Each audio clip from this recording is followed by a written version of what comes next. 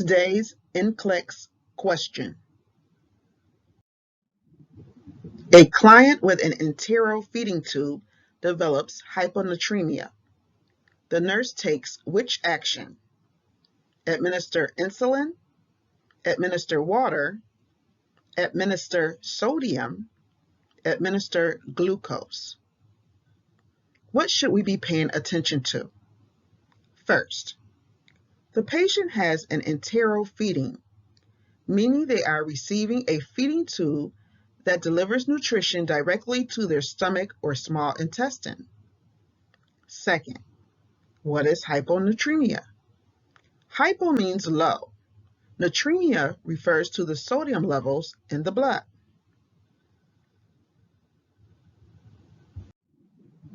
The answer is administer sodium.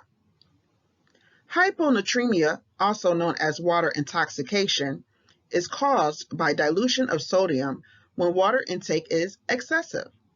Signs and symptoms include headache, delirium, convulsions, nausea, and vomiting when sodium levels fall below 120 milliequivalents per liter.